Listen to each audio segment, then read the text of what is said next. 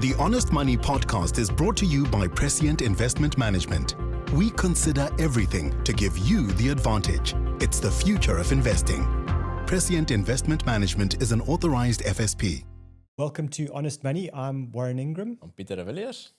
Thank you so much for joining us. This is the second episode of our series on people in the last stage of their working career. So in other words, people aged 50 to 65 or thereabouts.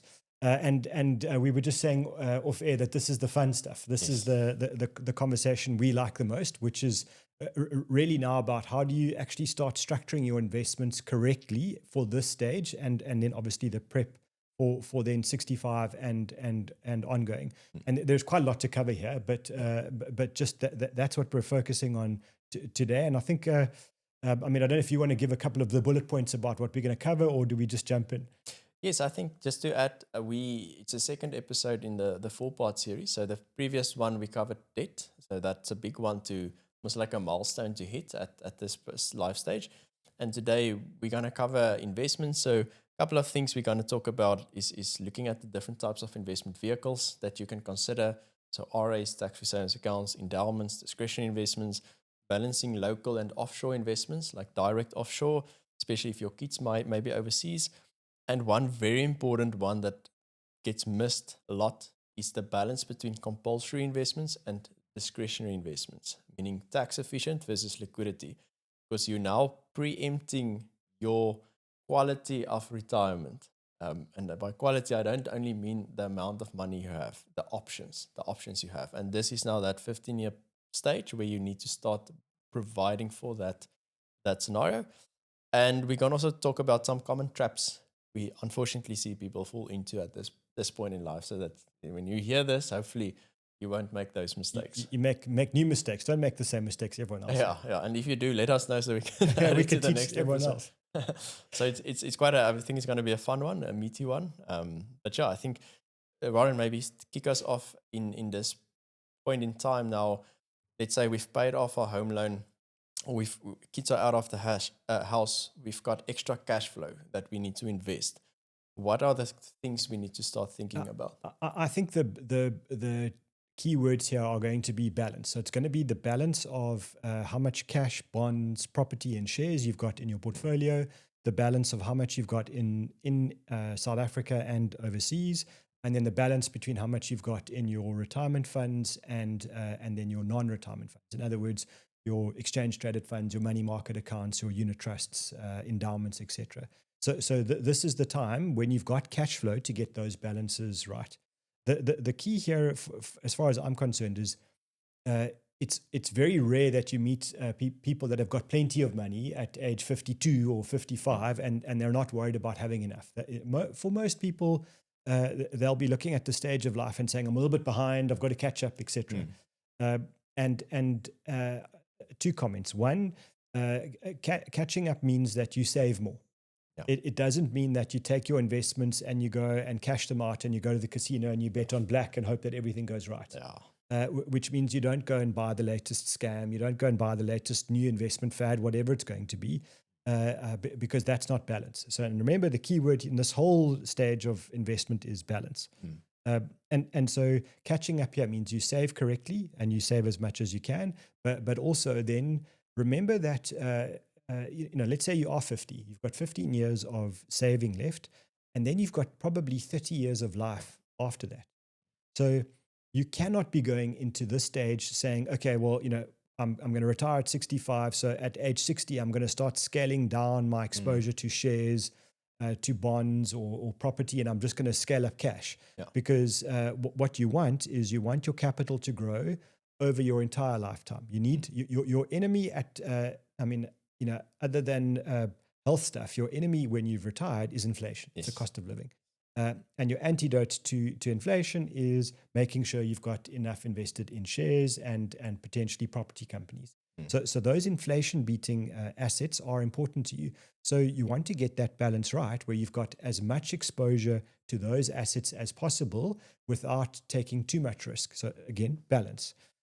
Now, if you wanted to know what is the ideal balance for most people over most of their lives, go and draw a fact sheet, and I'm saying that carefully, a fact sheet of a balanced unit trust, and look at what they're allowed to do and look at what they do. And most of the time, it's somewhere around 60 to 75% of the balanced unit trust will be in shares and property companies, and then the remainder will be almost equally divided between cash and bonds, sometimes with a slight overexposure to bonds and a bit of a lower allocation to cash. That's the reason why a balanced fund exists, is because they are where most retirement capital goes in when people are building to retirement, but also once they've retired. Yeah. It's a very nice mix. So I think that's the ideal mix for most people, except for one thing, which is our psychological tolerance for risk. We sometimes we're not programmed internally to deal with the volatility, the ups and downs of markets. But I think catching up at this stage means if you're sitting and you look at your portfolio of investments and you look through everything you've got and you realize, gee, I've only got 40% in shares. What you're doing now is you're taking that extra cash flow and you're aligning it with what you should be doing. And so for me, that's probably the first thing, is look at where you are today. How much have you got in South Africa? How much have you got overseas? How much have you got in shares? How much should you have? How much have you got in retirement funds? And how much have you got in non-retirement funds? And then align your cash flow to get that right. Obviously, if you own, I don't know, I'm almost used a rude word there, but you own too many guaranteed products and they're actually lousy, maybe you need to sell stuff. But the idea is not always just to sell. The idea is to use new cash to then get the balance right. And I think people often forget that. You can rebalance with new money, not always just taking the old money and swapping it around. Yeah. You've mentioned so many PowerPoints there, trying to keep track of everything. But yes, the main point, I mean, we always say your greatest driver of returns over the long term is not how tax efficient your investment portfolio is or how little fees you pay. It's your asset allocation. That's always the most important thing. It doesn't change if you are 20 or 50 or 80 years old. And I think we need to be careful of rules of thumbs here, because a lot of times when we read books and we watch videos, and there's generally like follow this framework, and then one of the things that I see is often mentioned is the balance between like equities and bonds. And they say, like, take your age, minus it from 100, and that's your allocation to equities. Now, if you are 50 and we apply that principle, it means you're only 50% in equities. That is actually a mistake, because you want to be closer to that 70, 75% still, because like Warren said, you might be 10, 15 years away from the age of retirement, but you still have 30 years maybe plus left. That is 40, 50 years almost still investment term. That's long term. That's long-term capital that needs to be invested appropriately. When we talk about risk, investment risk, we'll always think about volatility risk, how the markets go up and down. And that's going to happen. It's a very normal thing. We have to manage our emotions around that. But that other risk that you mentioned there, I like to call it the invisible monster, that inflation one. Because you don't see inflation. It's not something running around, Tokolosi, eating your money, burning it in the bank. It's the increase of price of cost and living, and you see the effect of inflation. Moaning because your grocery bill is getting more expensive every month. That is inflation, and we only beat inflation if we invest in inflation beating assets like growth assets, shares, property. Now, I'm also not saying put everything in that. That's also wrong, because you need to have that balance of managing the volatility risk and your emotions. Otherwise, you might make silly mistakes and sell out at a market loss. And you also will have other short, medium, and long-term goals. So at this point in life, it really becomes important that you make good financial decisions and that you are aware with what you have. You can kind of get away, in your early 20s to shoot in the dark and throw stuff at the wall and hope it sticks, because you're still learning. This is not the time for that. You need to get full clarity. And I like what you said. It's almost like mapping out your entire balance sheet on whatever Excel sheet and saying like, okay, I've got this much in this type of investment vehicles, in these asset classes, local, offshore, and really get clarity as to where everything is. And then at a macro level, you understand where you might be under or overexposed, and that can guide you on a micro level to understand, okay, maybe I am only 40% in equities. That's an issue, right? So how do I fix that? Now you could say, well, I've got another 10 to 15 years of cash flow.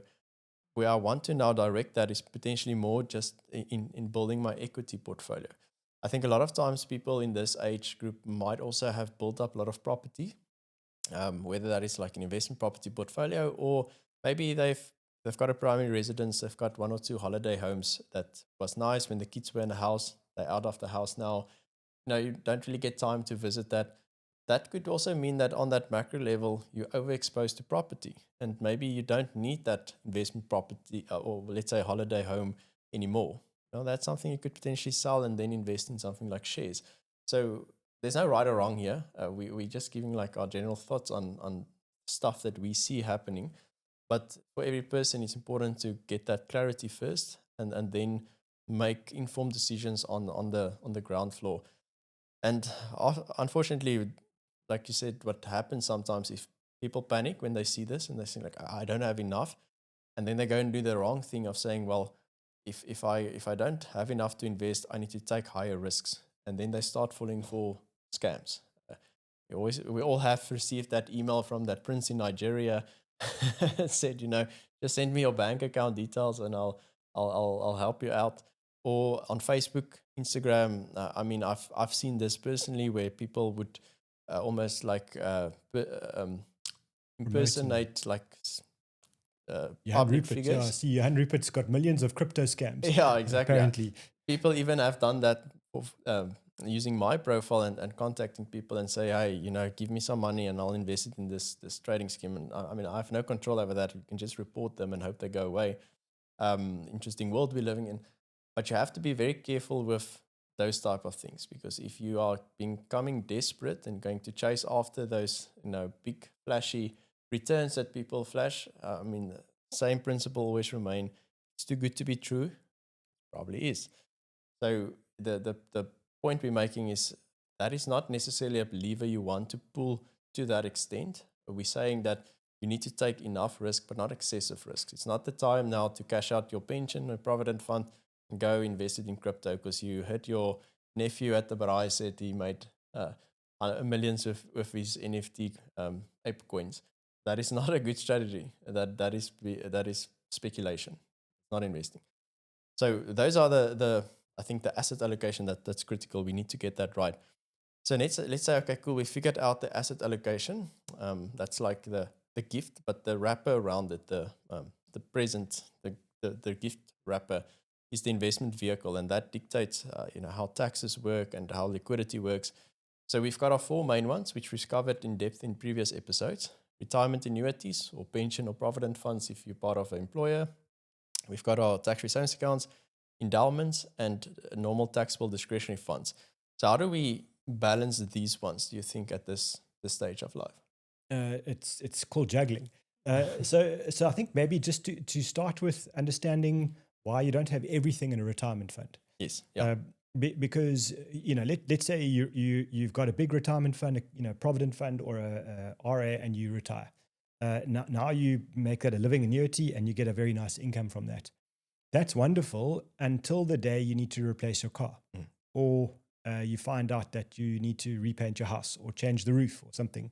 Where do you go to get that money? Because if you've got a living annuity, you decide once a year to draw somewhere between 2.5% and 17.5%, which we hope you're never doing. You close to the 2.5 is better than the 17.5. But that's not the place where you get lump sums.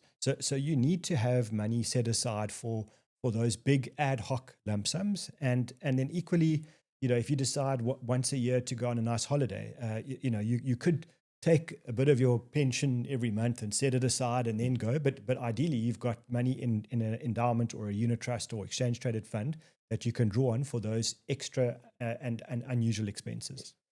So I think that you do want to, and those non-retirement funds, the jargon for that is discretionary money. Yes. Simply because you decide when to take the money out, and there's not rules and laws around that.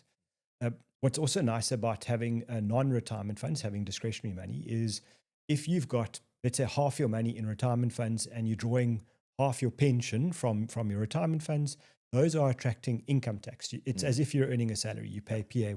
It actually gets deducted by the company that pays out the pension. and PAYE can be quite expensive. If you're at the top end, you're paying away nearly half of your income. Whereas if you've got a lot of money in a unit trust and you draw from that, what will happen is you'll pay capital gains tax at the end of the tax year, and that might at worst be 18%. That's very attractive compared to 45%. So having money outside of retirement funds is very attractive to manage your month to month, year to year income taxes. And even better if you chuck it in an endowment. I know we've covered it, so I mean, otherwise we're going to make this a long episode. But endowments could also be quite attractive here to kind of make that income that you draw on a monthly basis tax free. It's paid by the endowment, nothing's tax free.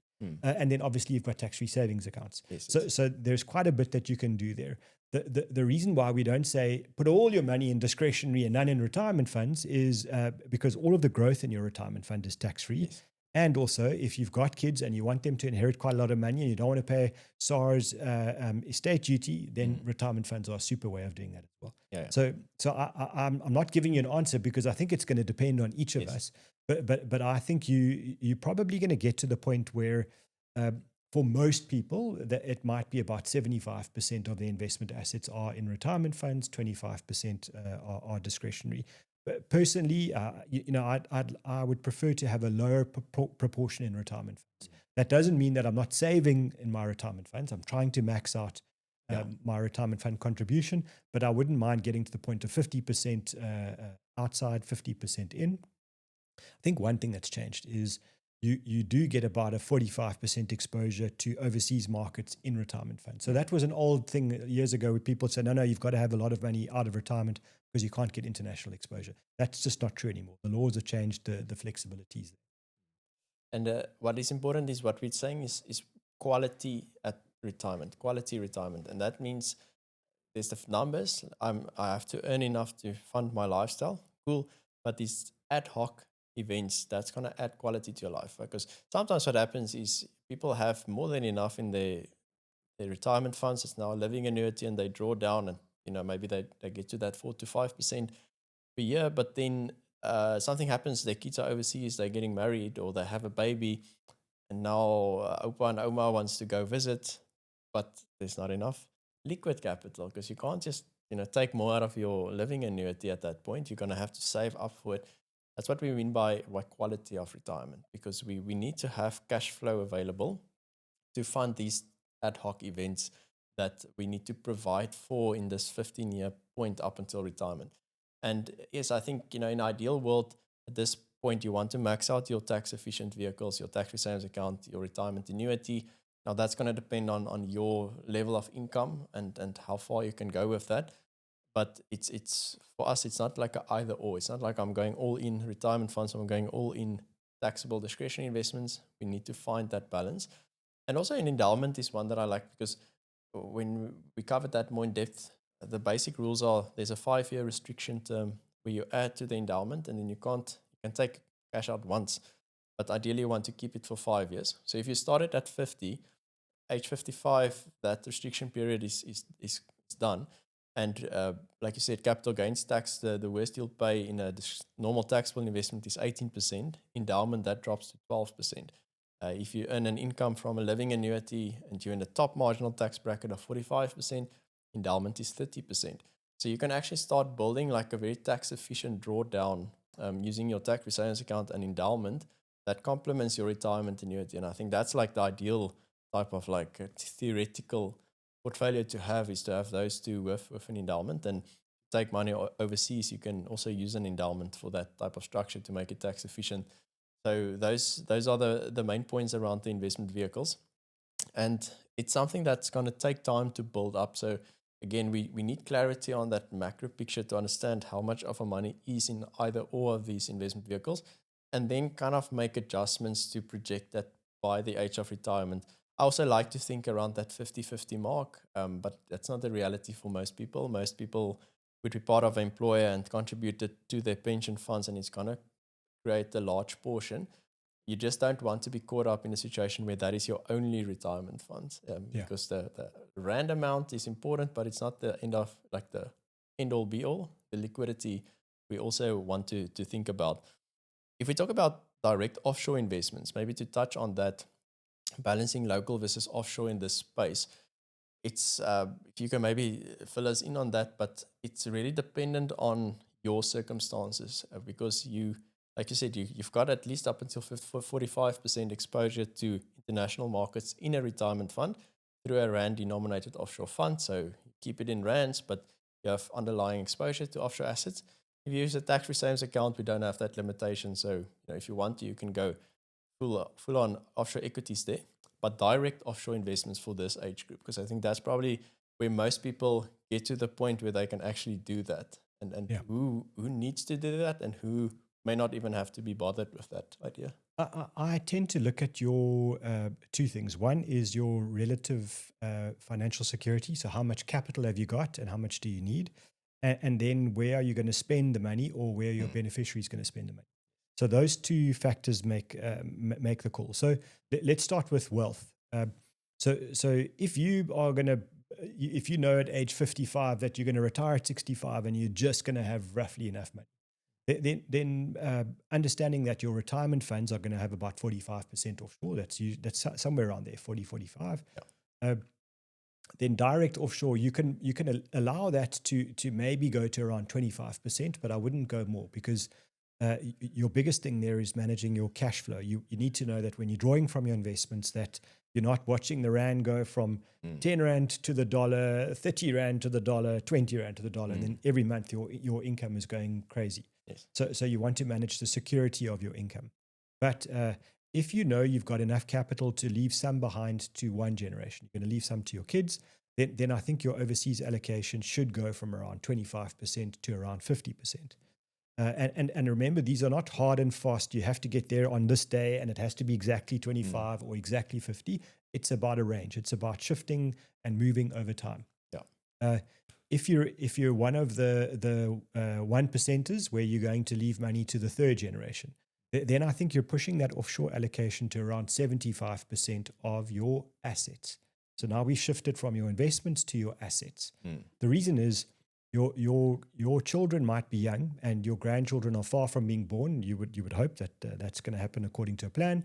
And that means that you're planning your capital 50 to 75 years out. That's so far away that diversification is critical here. Yeah. And so you plan to have as much exposure to the world as possible, because you don't know if South Korea is going to be the world's biggest economy in 50 years' time, or is it going to be China still, or is it going to be India, or whatever it's going to be, Uzbekistan, or who knows? And the point is, we can't forecast. So we have global exposure. So I think that, for me, that's probably a key point. Then if you've got kids that are studying overseas, that are living overseas, and you might spend time and therefore money overseas, then maybe you don't, if you're retiring with just enough, maybe you increase your overseas allocation, because you've got to match it to where you spend your money. Yeah. If it's South Africa and this is where you are and you've got just enough, kids not going anywhere, you have no kids, by all means, limit it to a quarter of your investment assets overseas, because you've got a lot more exposure. Yes, two very important points that you made. So investing directly offshore, we mean like converting our rands to dollars or pounds or euros, then yes, where you want to go and spend that money, usually the currency there. But if we say direct offshore in dollars, we don't mean go and put everything in the American market, because that could be a mistake, not only from a concentration risk, because America has dominated for many decades now. Who knows what the next couple of decades may look like? There's a lot of movement in the world that might replace them. So, and there's also a CITES issue where you put your direct offshore funds. Now, we've covered that in depth in previous episodes. We're not going to talk too much about that, but just know that once you start converting your rands into hard currency, go overseas, it becomes a lot more complex. So you really need to make sure you know what you're doing. You don't want to fix mistakes later on, or put your family potentially at the destitute because the structuring around that wasn't efficient enough. We're going to touch more on that in the next episode on estate planning. And then the other one that is very important, where let's say you, for some reason, decided, I don't trust anything in South Africa. I'm putting everything in dollars, and that is my retirement pot. But I'm retiring in South Africa. Now, the issue with that is if your investments are in hard currency and you convert it to rands to fund your lifestyle in South Africa, the rand, we call it the ropey rand. If you do this with a rope, it makes those little waves. The rand to dollar exchange rate is almost as volatile as investing in equity. Now, if your monthly income is dependent on that offshore portfolio, and the 1 month you get 50,000 and the other month you get 20,000, it's difficult to really plan for anything if that's, and that's going to add a lot of stress to you. So it's all about balance. It's about diversification. It's not about running away from something necessarily. It's being intentional to create a well-balanced portfolio with many moving parts at this point in life. We want to bring them together. One last question I want to ask you on in this lifestyle stage is, people that has accumulated quite a lot of wealth, or they foresee they've got a lot of cash flow in the next 15 years, what is your thoughts around keeping that in their personal capacity and maybe saying, I'm maxing out my retirement funds and I'm putting a lot of that overseas, or creating a trust and then kind of donating money to the trust to then keep the money in that local or offshore trust for the next generation? How would you balance those two options? I think trusts are tricky for me because they, from a tax point of view, SARS loves trusts because they tax the daylights out of them. Yes. And you get no benefits. You get no kind of grading of taxes or anything. It's just the first rand attracts a lot of tax, and the millionth rand even more. So I think you consider trust very carefully, and you open a trust, whether it's in South Africa or overseas, because you want to have certainty of capital moving from you to the next generation, potentially the third generation. Yes. If that's your real intent, then you should consider a trust carefully. But if you're just trying to do it to dodge taxes, you just need to know you're not accomplishing anything. Yes. You're actually making life a lot worse. Especially overseas trusts, you are appointing, and they are almost universally little grey men sitting in some funny island where it rains too much and they all drink beer, and they're not interested in you. They're just there to read the document, which is the trust deed, and they're going to do what that says. They're not going to apply their brains, common sense, or anything. They're going to do what that document says. And so in a way, they take control of your life and your money. Now, that's comforting if your kids are out of control with money and you want a little grey man to decide how things go according to your wishes. But if it's you and you've got 30, 40 years of life left, and they're deciding that you can't draw 10% this year because you want to buy a car, that's quite frustrating. So just be careful there. I think I don't mind them for intergenerational wealth planning. They're not good tax planning tools. I think there are better ways to you mentioned endowments, and I think there are better ways to save tax than and certainly much cheaper ways of saving tax. Yeah, and that's where we come back to the point of there's always the numbers conversation to be had. Okay, which one is most tax efficient? Because I know a lot of people get stuck there. There's like, but I want to pay the least amount of tax. What do I do? It's not all about that. It's about the life you want to live and what will help you create that life for you and the next generation. And it also depends on if you do want to leave money to your kids. Maybe you want to just enjoy the fruits of your labor. You've set them up for success. They need to now sort themselves out. So there's no right or wrong answer. A lot of stuff to think about. I hope we helped you just understand what to think about. But it's very important at this stage in your life to really start getting serious about understanding what you have done so far and what your next moves are. Because now time is the one limiting factor that's sticking out now. And I'm not talking about time like you're going to die soon. You still have a lot of time of that left. Yeah. It's time of creating and investing your capital and being smart about your peak earning career, earning ability, and positioning yourself for a nice quality life of retirement that involves many different components. So we can probably spend the whole day talking about this, but we do have a limit on our time. Thank you so much for tuning in. This is a very important discussion. Please let us know in the comments if you have any questions. We're always looking for future inspiration, for future episodes. And in the next episode, the third one in the series, we're going to cover tax and estate planning. And this is very important at this life stage. So this is one you should not miss. But thank you so much for tuning in. And maybe just also shout out to Sealand for dressing us up and making us look all pretty for the camera. As pretty as possible anyway. Doing their best. But yeah, thank you so much for tuning in. And thank you. And I loved how Pieter's face lit up when he started talking about tax and structures. Could just see the finance nerd coming out there. Looking forward to the next episode. And as always, if you've got questions and other topics you want us to cover, please put them in the comments. Thank you so much. Thank you. Bye-bye. The Honest Money podcast is brought to you by Prescient Investment Management. We consider everything to give you the advantage. It's the future of investing. Prescient Investment Management is an authorized FSP.